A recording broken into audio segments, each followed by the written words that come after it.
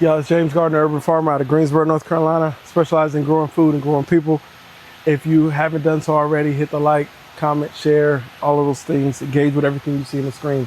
Listen, today we went to clear out an old grow bag that we actually had planted some ginger in there, maybe last year this time. It's been just sitting in the greenhouse. All of the foliage was dead. I didn't know what to expect, but when we started pulling some of the dirt out, I felt some firm pieces of ginger.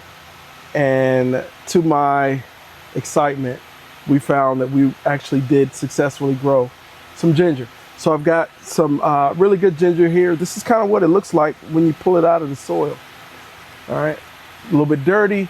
Got a couple pieces, like you can see where the original piece was here, but the new rhizomes, they're good and firm, but they have all of these alien-like tentacles that are hanging from there.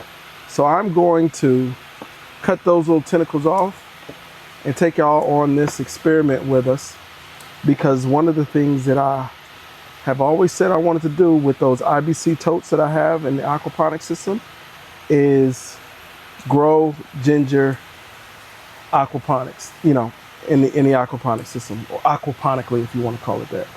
So I'm going to take off a couple pieces that I know are pretty firm, and we'll clean them up, get all the soil off, and drop them in that system. Take that piece off. This is that. Just cutting off some of the dirty pieces, old pieces that I know are not going to render anything.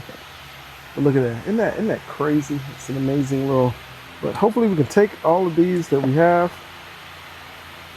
and produce even more rhizomes.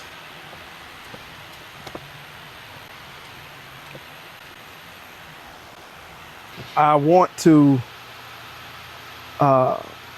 get some of this ginger to germinate before I put it into the aquaponics system. So what I'm going to use is just coco coir. It holds moisture really, really well. So we're just going to take and put a layer of this coco coir in one of our 1020 trays like this here. I'm going to moisten it, and we'll take the ginger that we've kind of separated and just sit it right in. So that's that. I sterilized that tray just so that you know. I'm gonna go ahead and sterilize my shears again, because I'm gonna cut a few more of those pieces. Spray that on my hands also. Why not? It's just an alcohol solution. Really just want the strongest pieces, the most firm pieces to set right here.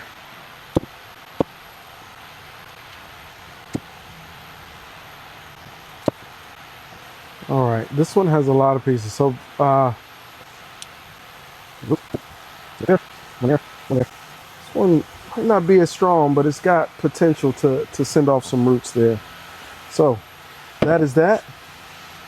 And the last thing I'll do is actually just moisten the top of this. I'll put a humidity dome on top of this, and I'll sit it under the lights. All right, so I've laid them on our coco coir. Now I'm gonna actually just cover them with another layer of coco coir, or with a layer, excuse me, of coco coir. And we'll pat those down in so that they're firm.